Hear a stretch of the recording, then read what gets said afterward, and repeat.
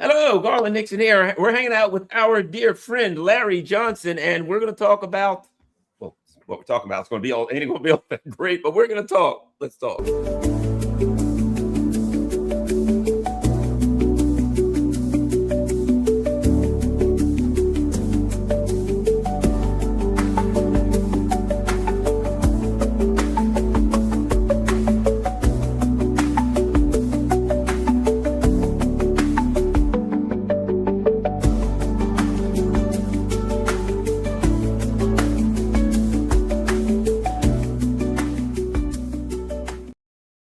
Hello, Garland Nixon here, and we are talking with Larry Johnson. 2 days into this, I don't know what to call it. Well, let's call it what it is. It is a war. Trump said he didn't want to start a war, or this would be a strike, or what? It's a damn war that is spreading regionally. You know, Larry, let me throw some things at you. There are all kind of, there's AI crap online. There's all kinds of stuff. We're hearing a couple of things. That Trump tried to go through Italy to talk to the Iranians. We've heard that. I don't know if it's true. We've heard rumors that the Abraham Lincoln may or may not have some damage from drones or missiles. That's out there. I saw some drones knocking the hell out of some hotels.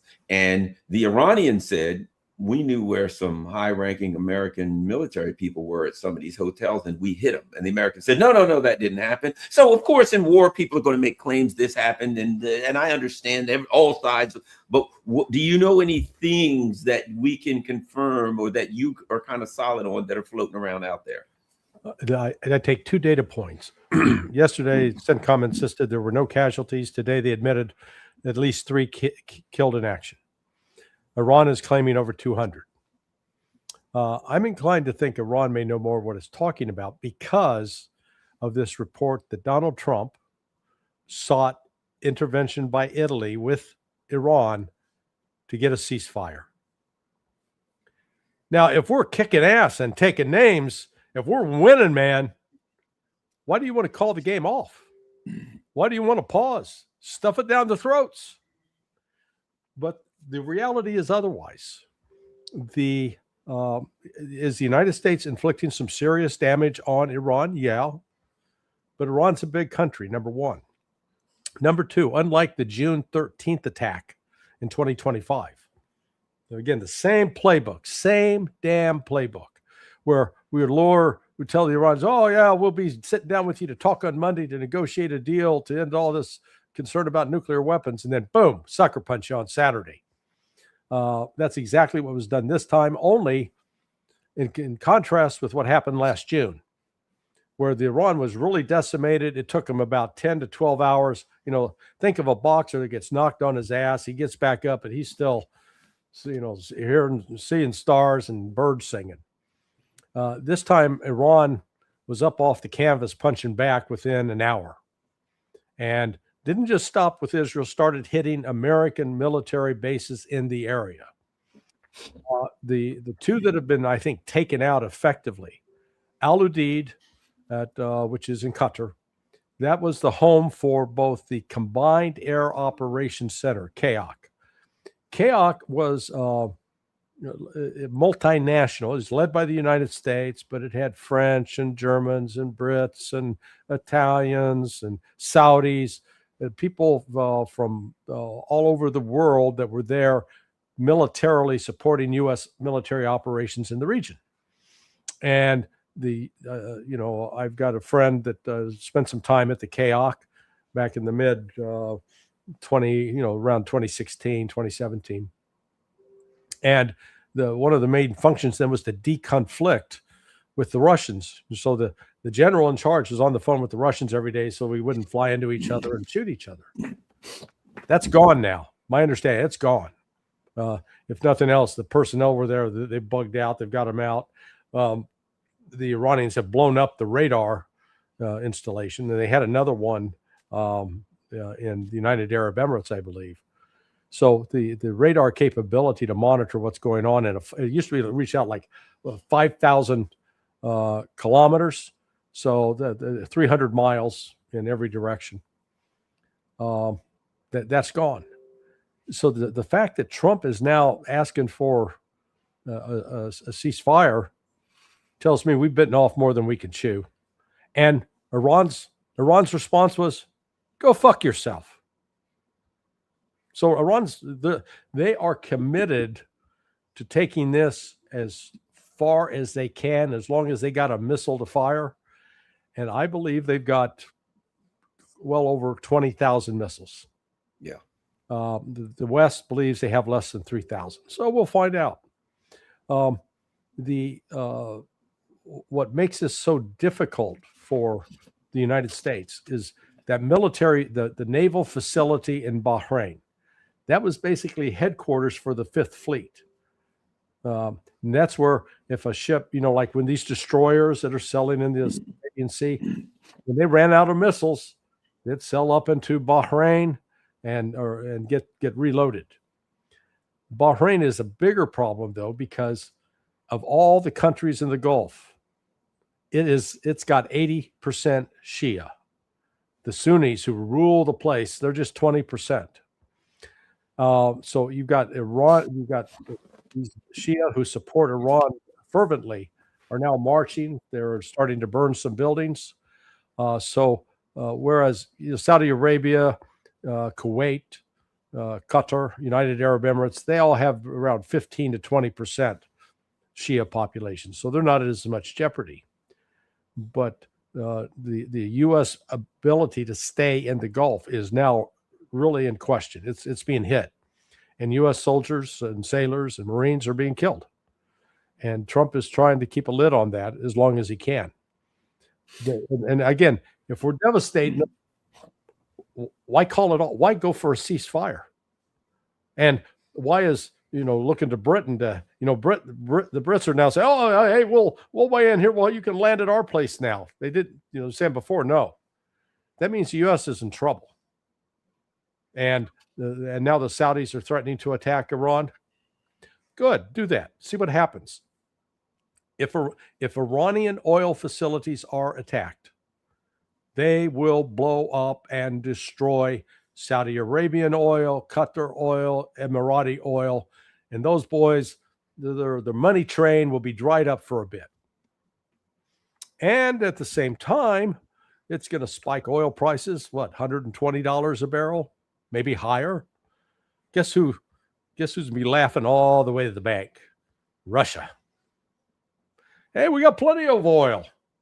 It's going to cost you a little bit, but you're welcome to have some. Just make sure you're paying gold. We don't want any of that paper money. So this is, the quick and thought this would be quick and easy, that they would collapse the regime. And these fools around Trump genuinely believe that if we attack and kill the Ayatollah Khamenei, now follow the logic here with me, brother. The one guy in Iran that is against a nuclear weapon, the one guy that's been the complete roadblock for Iran trying to get a nuclear weapon, Ayatollah Khamenei. And we kill the one guy that has been preventing Iran from getting a nuclear weapon.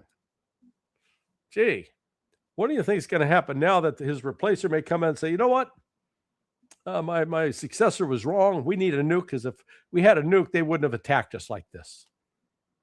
So that's going to be the real irony here, that when this is said and done, Iran's going to have a nuclear weapon and Israel's screwed. Probably building one now. I don't want to see nuclear proliferation. But if I were Iran, I would be right now. I mean, if I'm honest, I'd say, well, look at North Korea. They never attacked them, right? So You're creating a dynamic where you are incentivizing them to say, well, crowd, that's the only way we'll be safe is if we have one. So we better build some quickly. It's madness. But let me ask you this. I recently read a few minutes ago, Iran was saying 500 Americans dead. Now, here's what I remember. I don't know what the number is, but we know there's Americans dead. But I'll tell you what I remember. After Trump killed General Soleimani, immediately after, the Iranians said over 100 Americans were wounded and they were taken to Saudi Arabia. And the Americans said, that's not true. None of them. Nobody was injured. And then a couple of days later, they came out and said, well, 111 Americans had problems from the percussions of the, of the blast, and 111 were taken to Saudi Arabia. And I'm like, well, crap, they knew exactly what they were talking about. I don't know that it's 500. I don't know that it's 5, but I don't think we're getting the real numbers. Yeah. And I think Americans would be, if it's hundreds, Americans would be going bananas. And if I'm Trump, I'd be horrified and worried that people are going to find, was the Abraham Lincoln hit by something? Now I'm hearing it may be limping out of the Gulf, I had read that its runways were damaged so that planes couldn't land and they had to land. I don't know, but when as much stuff is getting thrown around here, people are throwing a lot of long distance stuff at each other. You got to think that somebody's getting hit by a drone or something at some point. Yeah. Well, not only that, look at Iran is operating at twice the level that it did in June of 2025. Back then, it was focused just on hitting Israel, and it didn't really go. I don't think it went 24/7 shelling hitting Israel with missiles. Now it is. I think that they're not going to let up. And then in addition to that, they continue to hit these U.S. military installations in the Persian Gulf. Now, the Gulfies, who are a bunch of whores anyway, have been crying, oh, we're going to declare war on you. And I think Iran will say, fine, go ahead. But we're going to take you out too. And these pampered, pompous princes of these, these wealthy degenerates is what they are. I was several years ago, I was with Pat Lang in London. And Pat had been the former chief of the Middle East division of DIA. And we had dinner with one of these Saudi princes. And, they make this big pretense to being ultra religious and, alcohol so not past my lips. $2,000 bottles of wine, that does pass their lips. I saw it. So, like I said, they're degenerates. And in this case, Iran is dead. They're dead ass serious. And this is what the West doesn't understand. They think, Trump's like, do this or else I'm going to kill more of you. They go, great. If I'm martyred by Allah, then it is the will of Allah. They believe that. That's how they think about it and approach it.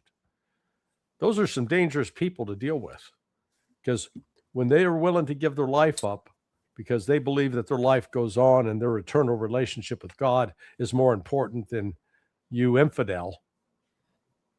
So if it is true that Donald Trump reached out to Italy, said, okay, try to get with the Iranians and see if we can get a ceasefire, that means we're in trouble, because we will not be able to sustain this over 8 weeks. We already saw what we couldn't do in the Red Sea going up against the Houthis, who they don't even have close to the capability. And yet what we're hearing now, because of this death of the Ayatollah, the Houthis they're going to start hitting Israel with missiles. And Hezbollah has said, okay, we're back in the game. We're going to be attacking Israel. So the Israelis are going to regret this.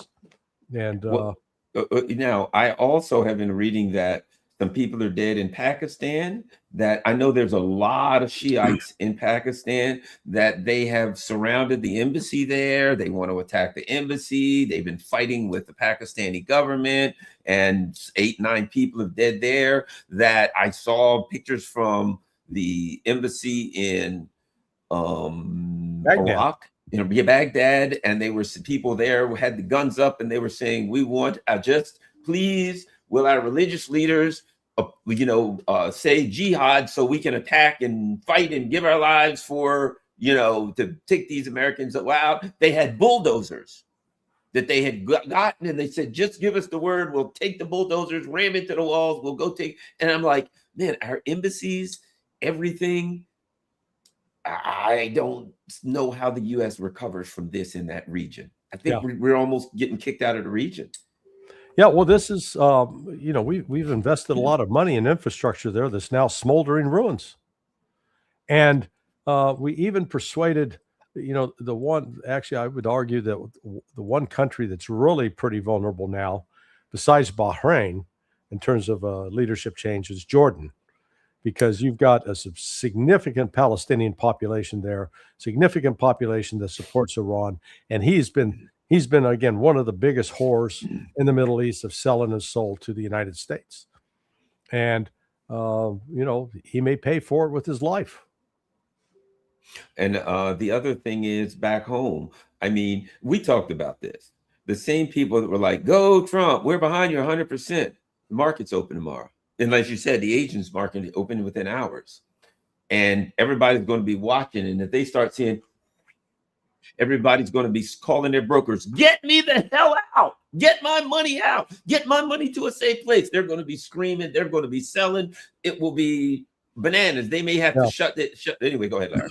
Well, no, in fact, I don't know how closely you've been following the gold and silver market over the last 2 weeks, but the main deliverer and holder of silver in the United States is called the COMEX up in Chicago. And so they sell futures contracts, contracts where people get to buy silver for a certain price in the future. And then they got people who are selling contracts to short it, that they think the price of silver is going to go down. So in that way, they say, okay, I'm going to buy a contract that for $80. And then when silver falls to 75, they get to, they make some money off of that.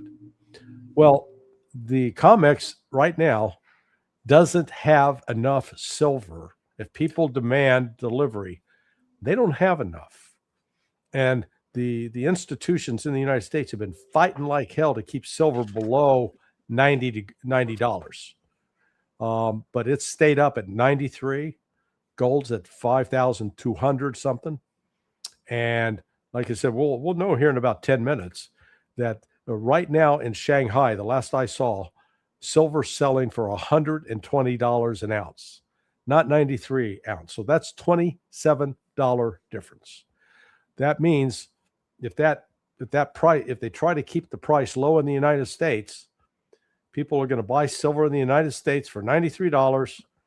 Then they'll go over and sell it in Shanghai, and then, man, you make $27. The shipping cost to be $1 per ounce. So just, all of a sudden, if you do 100,000 ounces of silver, you made a tremendous amount of money. So that's so all of this turmoil right now in the Persian Gulf is taking place against a backdrop of great economic turmoil as well.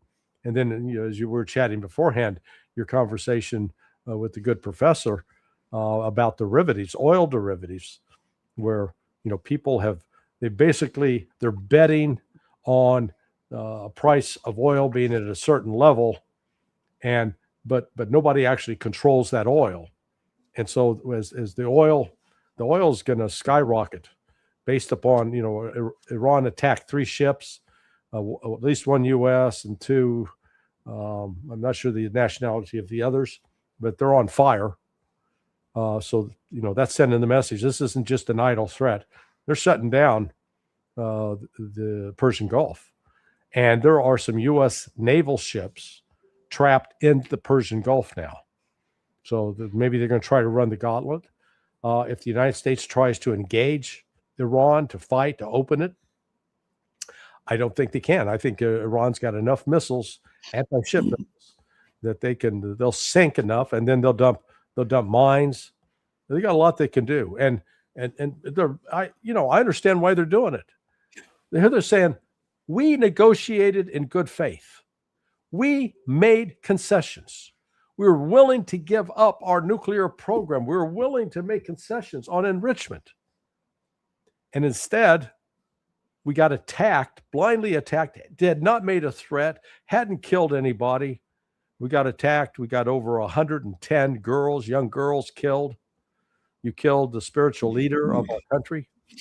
You killed generals, people who are not attacking you. So now there's a debt to be paid. And I think Iran, the government of Pezeshkian came under some criticism for ending the war on June 25th with the United States. They negotiated a deal under the table that was at the United States. Oh, we need a ceasefire, so we'll allow you to ship oil to China, and you can hit the base at Al Udeid, and then we're going to bomb your nuclear sites, and we'll call it even. And the Iranians apparently went along with it. They're not going along now. They recognize there is not any basis, foundation for trust between the United States and Iran. And so they're going to keep hammering U.S. facilities. They're going to keep killing U.S. servicemen, destroying U.S. assets, and destroying Israel. And Israel is going to be severely damaged this time. I anticipate, the damage that was done previously to the refinery.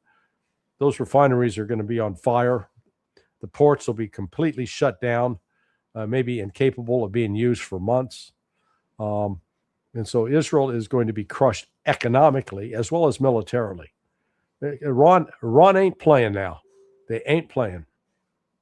Well, the problem is, it's one thing if I say you and I are going to get in a fight and the best man wins, and afterwards we'll go have a beer. Yeah. But if I say you and I are going to get in a fight and only one person's walking away, one of us is going to be dead. Well, you're going to fight differently.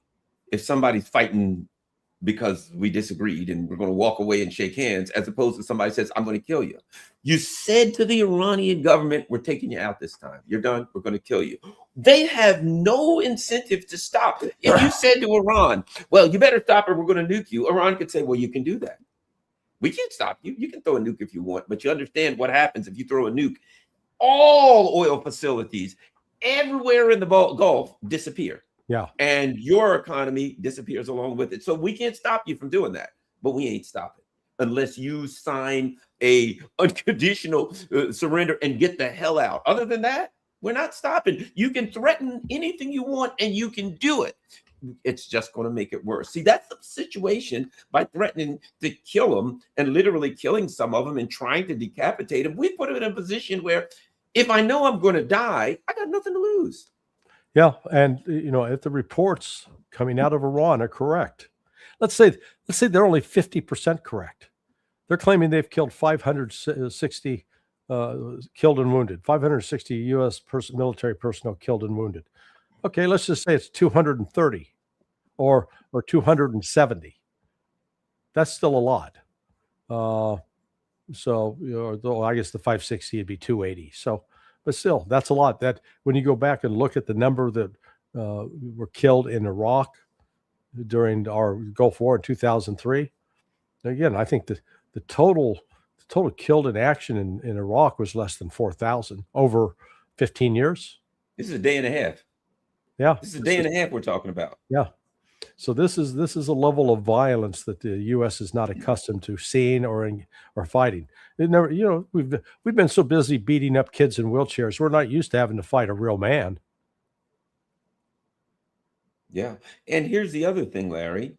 I'm watching this stuff. I'm sure you're looking at the same videos. Man, there's friggin' the whole sky is full of drones and shit, and all this stuff's going on. And I'm like, if I remember correctly, some people said to Trump and the leadership of our country, hey, maybe this is not a good idea.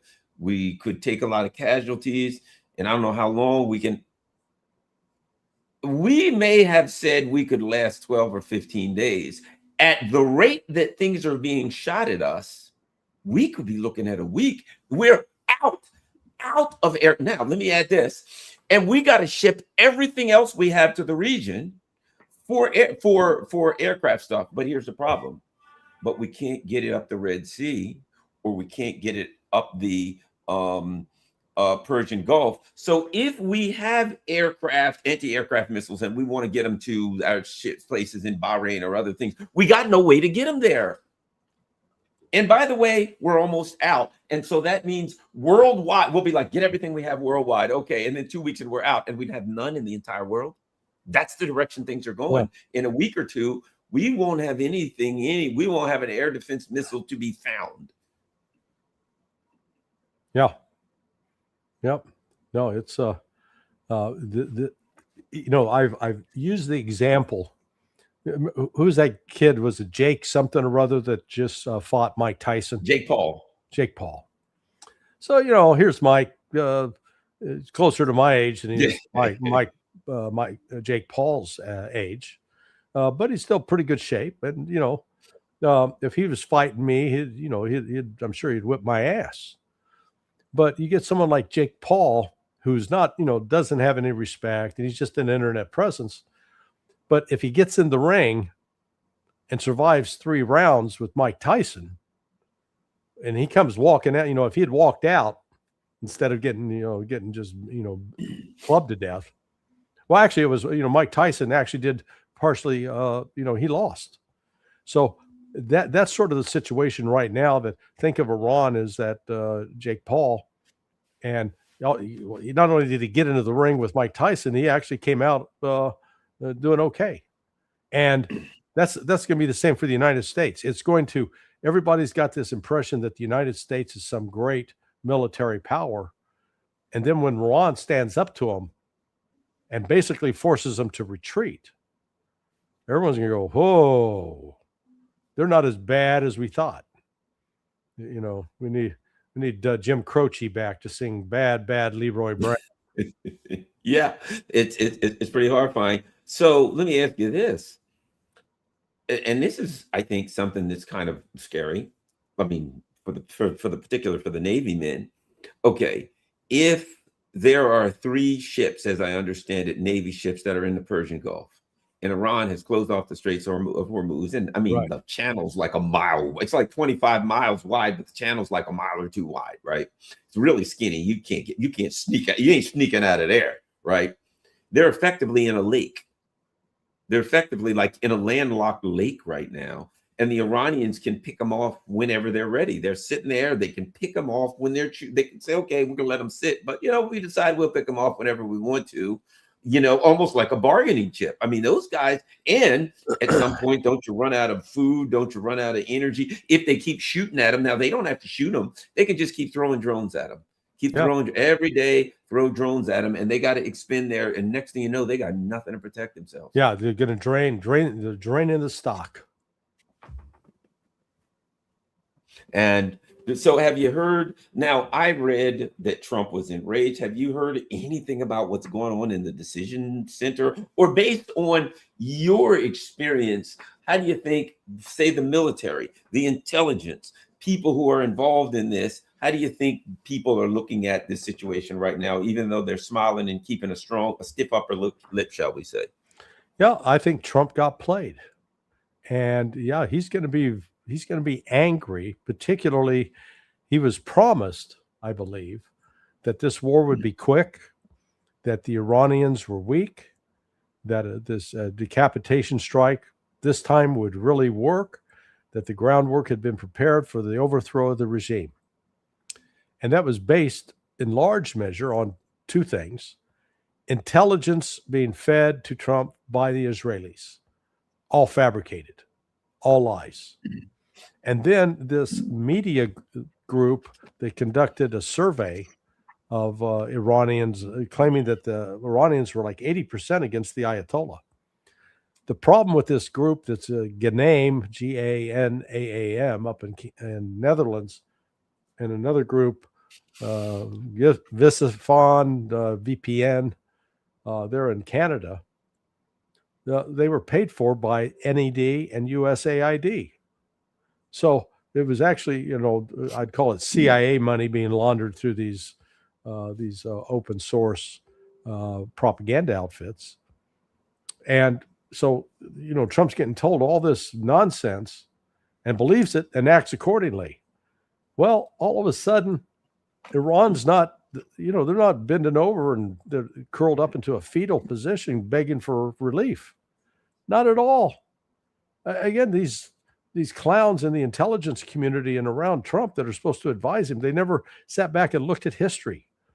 They didn't realize, Iran took well over 300,000 killed in action in the war with Iraq that we sponsored, that we encouraged Iraq to attack, and we provided Iraq with chemical weapons, or the material to make chemical weapons that were used against the Iranians.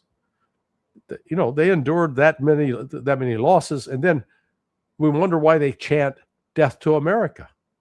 Well, if the Iranians 300,000 U.S. soldiers, we'd be chatting death to Iran.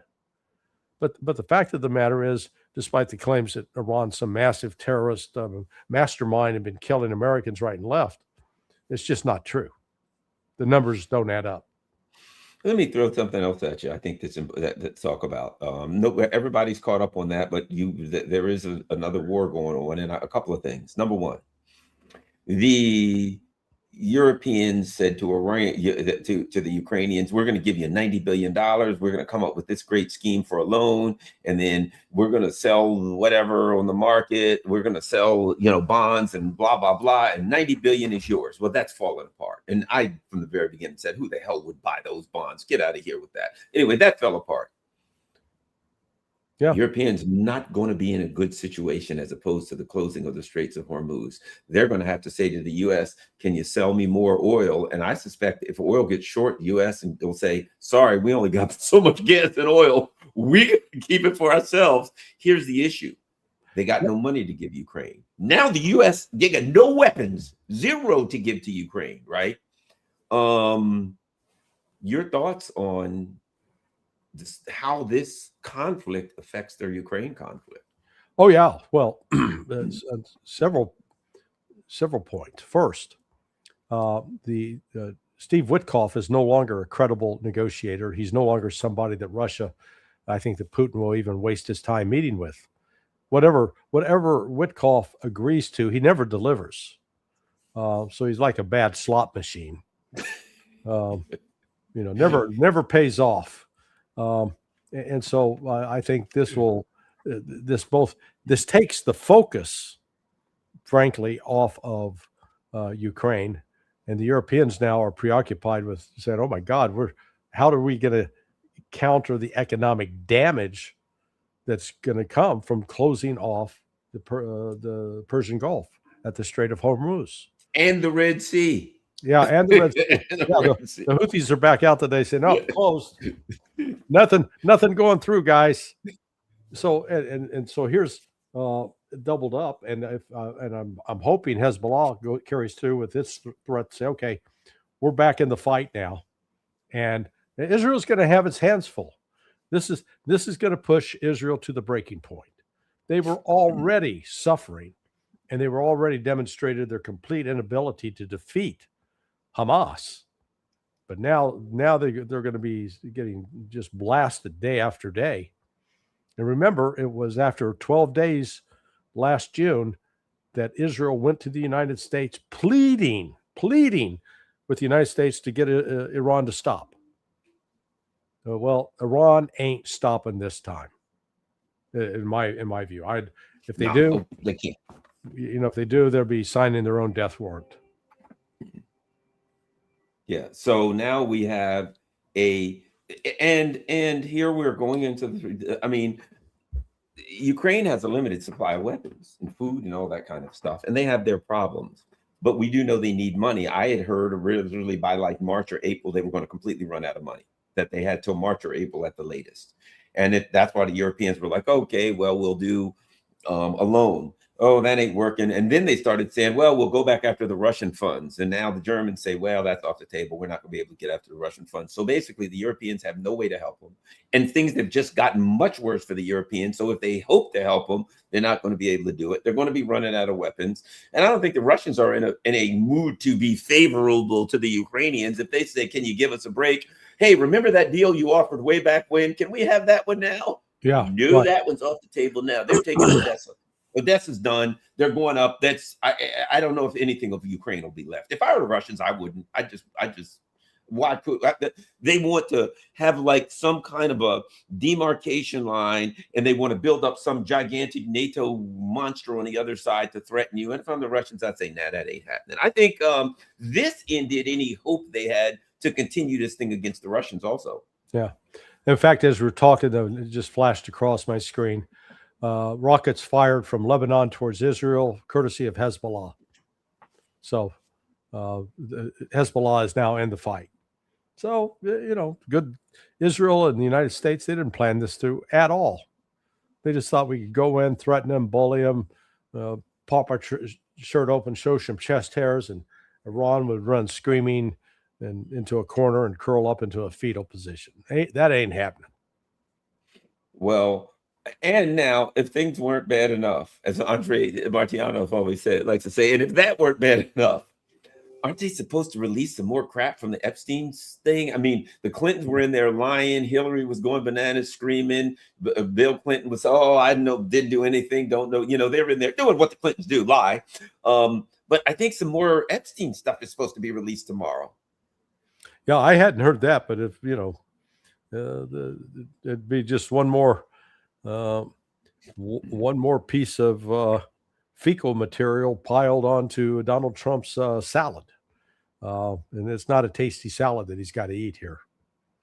I'm looking at this. It's been 2 days, and I think the Iranian seems. I'll put it like this: it seems that they had a plan that we didn't. You know, like we had a plan that wasn't a workable plan. Yeah. How do we do this for a week? Not much less a month or 3 months. How do we do this for a week? I'm looking at video. There's no way in hell that we got enough $2 million missiles to fire at $25,000 drones for 2 weeks. Yeah. And as you said, we're not even 48 hours into this because so it was started. It started on Saturday, early Saturday morning, about 2 a.m. East Coast time. And I remember I was up late watching all the reports come in, and then it continued. So, you know, in about 6 hours, we'll be at 48 hours. And man, there has been a ton of ordnance fired back and forth. And yeah, United States is doing a lot, but we're suffering a lot too. And you know, if the aircraft carrier Lincoln has been hit and damaged in any way, that ship's out of the fight. The other thing is this, one of the things that we do in Ukraine, for I don't know how long, oh, we took this town or burg, or we lost this town or burg, right? And it's like, let's judge by what we took or lost. We've lost the Red Sea. Yeah. We've lost the Persian Gulf. We've lost, I saw pictures from Erbil, the base there, that looked like it got vaporized. Yeah. But Bahrain's base vaporized. I mean, bases are getting vaporized, right? So we are losing. We're not gaining territory. We're losing bases. We're losing in a day and a half. We've lost a number of bases, and we've lost really just no control, no ability to safely navigate in the two biggest waterways in the area, which are two of the most important, most critical modes for international traffic. Right. In the world. In less than a day and a half, we've lost all of that. You and I talked last week, interestingly enough, and I watched that again, and both of us were kind of saying, man, we might lose this war. And we were like, you said we will lose. Yeah. And a lot of people weren't saying, you said we'll lose. And I'm like, I think we lose this. And if you lost that much in 2 days, I don't see how you can win a war. Yeah. Well, it'd be one thing. Let's say we had an industrial base that was cranking out 700 Patriot missiles a week or a month. But that's not what we're doing. We're cranking that many out a year. So that means basically 2 missiles a day get produced. Well, so when Iran fires one of its ballistic missiles or cruise missiles or drones at Israel or at a U.S. position, we'll fire off normally 2 of those missiles to try to defeat the inbound threat. And I think the cost of those are like $6 million a piece. So you end up spending $12 million on just one launch. And I was counting some of the counter launches from Israel today, just in about an hour period. It looks like we launched at least 30 Patriot missiles. So, do the math. Let's say they continue to, they just do 40 a day. Well, that's 16 days. You're out of over 800 missiles, and there's no way to replace them. So this is, we've launched a war of choice that we cannot win. That's the problem. If I could get you to comment on the political ramifications. We talked about it. Trump won because he had an abnormal coalition. I told you, I knew people who had been Democrats their whole life, who never would dream of voting for a Republican. And they're like, yeah, I'm voting for Trump. And I'm like, oh, well, do you like Trump? I can't stand him. He's a jerk.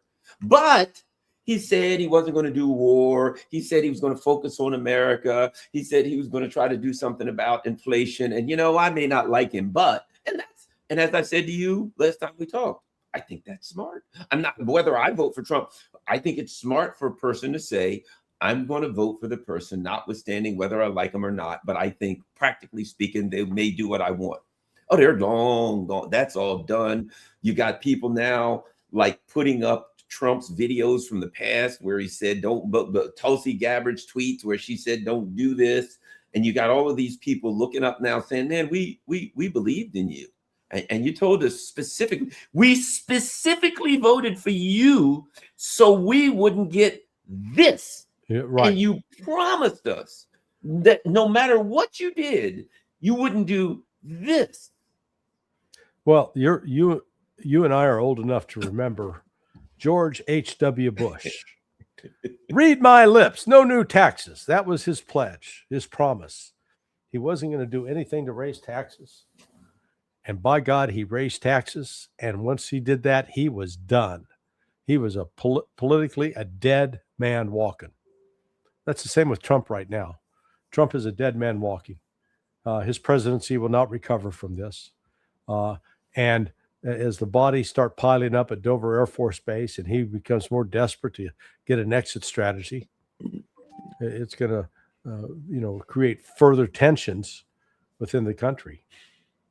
So this is nightmarish. And, right now, Hezbollah is hitting Israel with drones and missiles. So Israel's got its hands full, and then that'll be the real irony. They'll turn around and blame Trump. This is your fault. Trump, wait, I was just doing what you told me to do. Oh, you should have ignored us. Okay. He'll turn around and say, well, Lindsey Graham's still with me, right? Lindsey, yeah. Where are you, Lindsey? Yeah. No, Lindsey's in a bathhouse somewhere looking for a massage. Yeah, exactly. Oh my gosh. The other thing I think is, well, I'll put it like this. Again, your statement and other statements, what we heard was, I specifically heard that J.D. Vance and Tulsi were telling him, if you do this, it's political suicide. Right. I also heard that Tucker Carlson went to a guy that I met and seemed like a really nice guy. He used to go on the show, right? And he seemed like a really nice guy, to be frank with you. Really nice person. I like Tucker Carlson. And he said that my understanding is they all went to Trump and said, if you do this, it's political suicide. I watched Jeffrey Sachs. I watched so many people all say, if Trump does this, it's political suicide. Mm-hmm. And it's like, to me, the worst political decision I've ever seen any president make. This, the most for and then apparently he fired some admiral. He literally fired some joint chiefs who got staff guy and said, hey, bad idea, guys. This ain't going to work. I mean, I think he could be run out of office before the midterms. I think the Republican Party may say the only chance we got is to run this guy out of office. Well, and or he could be impeached for violating the Constitution, for starting a war without congressional authorization. And if this thing turns shitty, which I think it will, all the victory parade that's being done right now, the champagne cork popping, when that goes away, as the bodies start to pile up, and as other countries realize that the United States is not the military power they perceived it to be, then this thing starts unraveling and unraveling fast. Well, I tell you what, the thieves in Kiev that have been stealing money and then absconding with that money to Israel, that ain't gonna be such a great location to head off with your stolen money, because that's what these bastards have been doing, stealing hundreds of millions, probably billions of dollars. And then this guy Mindich and others, they abscond to Israel and they say, ha ha ha, you can't get me. That ain't gonna be a safe place to hide with your money. Right. Yeah. So go ahead. Well, I was just saying what's going on right now in Dubai and Doha. You had a lot of wealthy people that thought, oh, this is a safe place to hang out and it's a big party center. Boy, they're trying to get the hell out, and it's tough. There's no flights. There may still be flights out of Saudi Arabia, but people are trying to escape the region. Yeah, apparently I've read that. I forgot how many tens of thousands of flights have been canceled, because basically there's no way you can fly, because you just don't know. It's not like they're announcing, oh, there's missiles coming in, they're at this altitude. There's no way you can know. You could just be flying along there and a missile just comes bopping along and knocks you out, swipes you out of the air. So you've got tens of thousands, if not hundreds of thousands of people who need to get wherever they are. And not only can they not go anywhere, there's no hotels available. They're all full, and there's no flights available, and they're in the airports, and some of the airports are getting hit. I've seen some of the airports blasted to hell. Yeah. You saw that even earlier, the reaching as far as Akatiri in Cyprus. Oh, really? Yeah. There was a British jet went down, and it looks like it was attacked by Iran. So they may be reaching out that far. But this is going to continue to escalate, and Iran's going to get stronger as they go along, not weaker. Yeah. Success breeds the confidence, that's for sure. And it seems to me that basically, to be quite frank, you've got a regional conflict now, because you've got people chomping at the bit to attack. I understand some of our bases have been attacked in Iraq, not just by missiles, but some of these, what do they call, the PMUs or whatever, that they're starting to attack some of the bases also. Yeah. So what do they use? Like mortars and rockets and the Katyushas or whatever, things of that nature? Yeah. And the artillery, mortars. So this is killing the Ayatollah was particularly stupid. Again, because it's killing him makes it more likely that Iran's going to get a nuke, not less likely. Yeah, and it appears that we're just about to the end here, but it appears to me that some of the governments in the region, I mean, I'll put it like this. You might have saw it. I saw a video in Bahrain, and these big missiles were hitting American bases. And the Bahraini people were jumping up and down, pumping their fists in the, hooray! Yay! The Americans are getting hit. Get the Gringos out of here, whatever, right? And I'm like, I don't know how you can come back and rebuild that base. I don't know how you can come back there. I don't know how that government even survives. But if the government says, all right, we'll let the Americans come back and rebuild the base, I think some of these governments are potentially going to go down. Right. Yeah, no, I think that's a real risk. And Bahrain will probably be the first one to drop, since, they're 80% Shia, and it's and the ruling class are not that popular.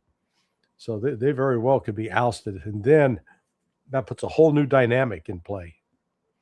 One of the things that I was talking, when I talked to Andre and different people about, and we'll end here, and it was, are the Russians or the Chinese or whoever giving them, missiles or this kind of stuff? Apparently there's some air defense, but so much stuff is fired. You're going to have leakers. You're going to have stuff get through. But the discussion was ISR, intelligence, surveillance, reconnaissance. Now, the Iranians saying we knew where some American defense officials were at hotels, and we hit those hotels. You know what I mean? We knew where some soldiers were at hotels, or what we hit. We know where they were.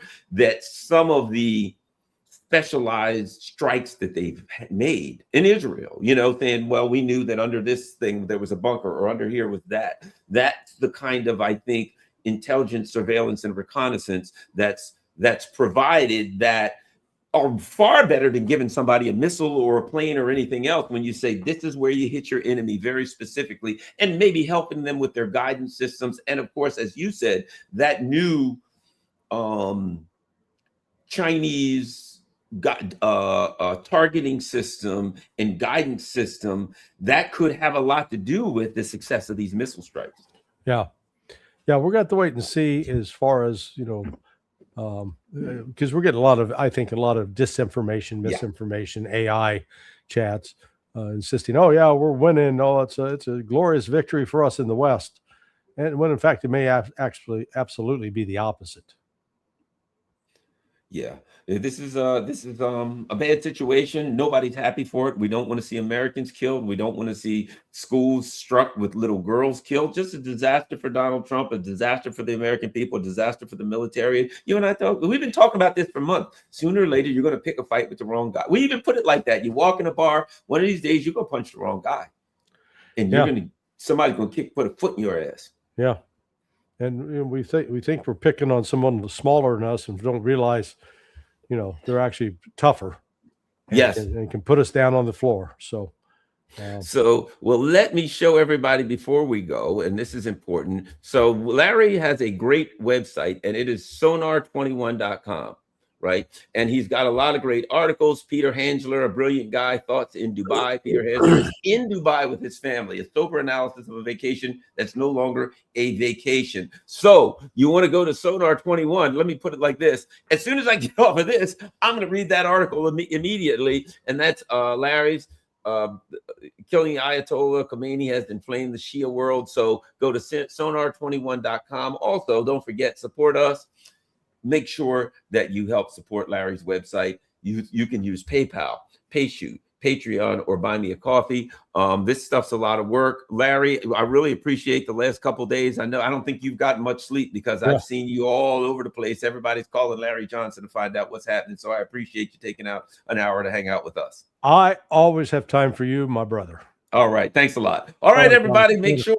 Take it easy, Larry. Great. All right, everybody, make sure you support Larry and go to his site. Also, I want to thank all my Patreon and PayPal and Buy Me a Coffee people. For those of you who can't afford it, I appreciate those who can help support this channel in any number of ways. And of course, I got a P.O. box for those who want to send me something, whether it's your manifesto, whether it's just a card. People send me books. I got great books that people know I love to read. They've sent me books. They've sent me ties. I've had people, and of course, donations. So whatever you want to send, just a letter or something that you want to say, there's my P.O. box scrolling across the bottom, P.O. Box 32. Some people like to use snail mail. And I got all the other ways, but I found out some people just like to use snail mail. And so if you want to just write something down or whatever the case may be, P.O. box is right there. Thanks a lot, everybody. Share this on all your social media platforms.